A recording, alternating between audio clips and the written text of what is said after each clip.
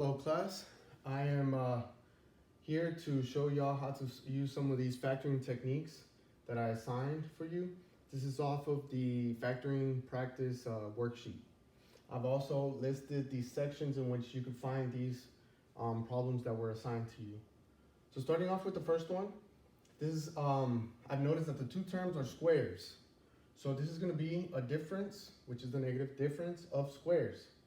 And I know that for difference of squares, we have a squared minus b squared equals a minus b, and then a plus b. Okay? So essentially what I need to do here is find the square root of the first term, square root of the second term, and then just plug in. Okay? And before we do that, we have to make sure that all the greatest common factor is pulled out. Okay? And here in this case, I mean, the most I can pull out is a 1, so I'm going to leave it that way. So finding the square root of x squared would be x. The square root of 16y squared would be 4y, because 4y times 4y gives you 16y squared. I'm going to repeat that and say x, 4y, give one a negative, give the other a positive, and we are finished. So here, I notice that this term and the last term are perfect squares. So this is a perfect squares trinomial. So they added a third term, sorry. And what I'm going to do here is ask myself, greatest common factor. What is it? The greatest common factor in this case would be 1. So I'm not going to pull anything out because anything times 1 is just that number. So I'm going to do my next step, which is multiplying a times c, which is 16. Okay? And I know that 4 times 4 gives me 16, but it also adds up to give me 8y, which is perfect. This is the numbers I'm going to use. So 4 and 4. Now, once I find those two numbers, I'm going to change 8y to 4y, and make 4 terms, so then I could factor by grouping. So let's not forget my two numbers are going to be 4 and 4.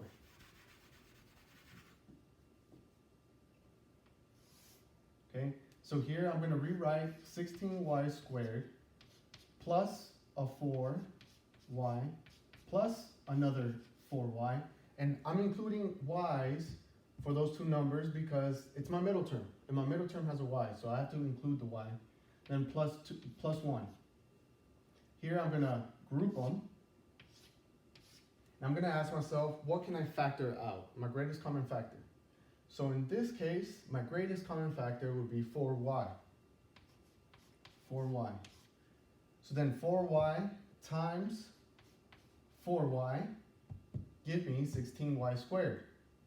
4y times a positive 1 gives me 4y.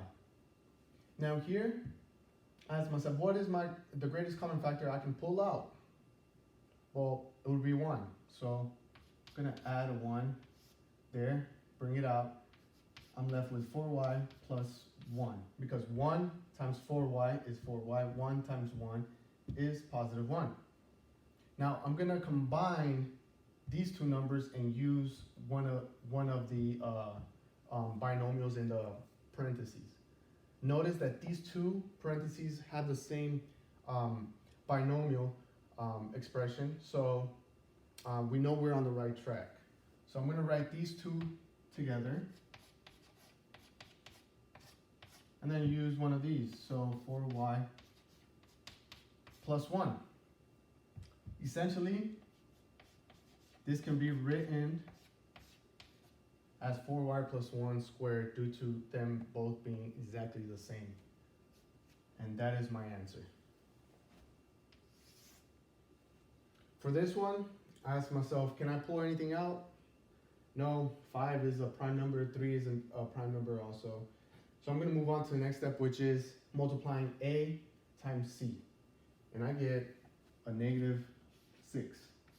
Now, the two numbers that are going to work for this occasion is a -6 and 1, due to multiplying these two give you a -6, and adding these two give you a -5. Okay? So -6 and 1 are the two numbers that we're going to replace with -5 with. Okay, so -6x plus x minus 3. I'm going to group these.